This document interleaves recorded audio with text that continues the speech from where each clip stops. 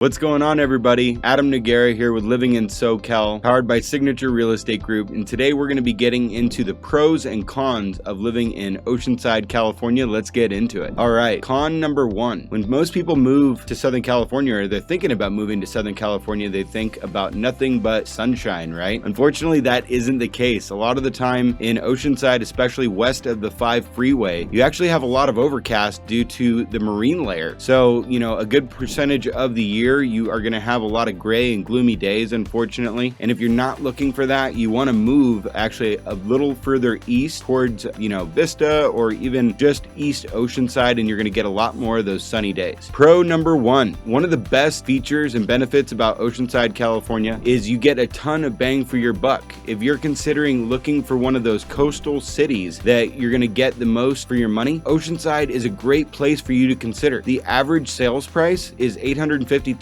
for a single family home and about $550,000 for a condo. So Oceanside is growing extremely fast.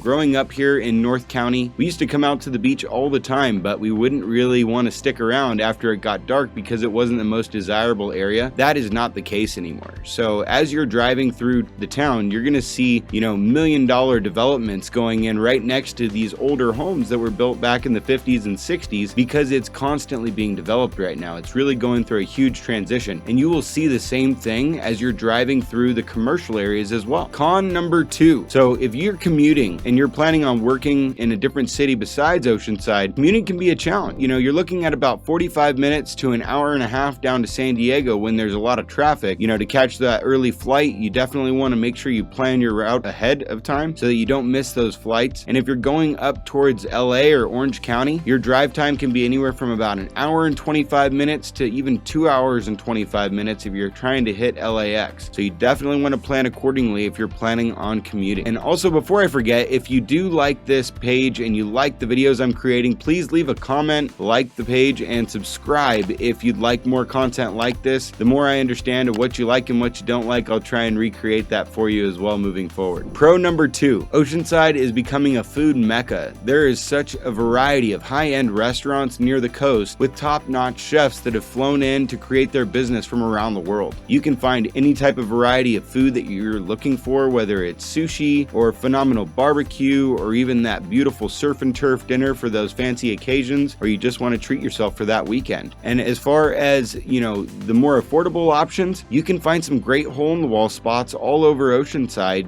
whether you're looking towards the coast or even a little bit more inland. So that's a fun thing to explore as well. There's a lot of great little microbreweries popping up, and there's a ton of good food to be had there as well. Another really cool, unique option in Oceanside is on Thursday afternoons, there's farmers markets. After the farmers markets wrap up in the afternoon, all sorts of food vendors actually come out, and it's almost like a little street fair. You can try all sorts of different types of food from all over the world. You definitely want to check that out if you're in the area. Con number three. So the homeless population has definitely been on the rise the last few years. So when you're checking out certain neighborhoods, the best thing I'd recommend is check out the crime report in that neighborhood to see what is really going on, and that will give you a much better insight as to whether it's a good or a bad neighborhood. The other good news is the city just received approval from the government with some funding to build a shelter for these people so that they have a better quality of life and are not living on your back porch. So that's some good news. All right, pro number three. There are so many fun things to do in Oceanside. Of course, you have the beach activities, surfing, bodyboarding, paddle boarding. You can do that in the harbor or out in the ocean, but you also have some great fishing options as well, whether you want to fish from the rocks or fish from the surf. You even have some great charters that you can jump on a boat and get out there and enjoy the day. As far as hiking and biking goes, there's some amazing trails that you can jump on right there in the heart of Oceanside or on the outskirts. You also have 3 phenomenal golf courses you can check out and some great dog parks. There's even skydiving if you're the adventurous type. And in the evening, you have some great art galleries you can check out, some museums, live theaters, plus the amphitheater right there on the beach has some amazing concerts from time to time. That's even where they hosted the X Games a few years ago. Again, if you do like this video and you like the content I'm creating, please give me a thumbs up and leave a comment if you have any questions or if there's anything specifically that you'd like to learn more about. I'd love to get that information for you. Don't hesitate to reach out to me, Adam Nogueira with Living in SoCal. I look forward to hearing from you.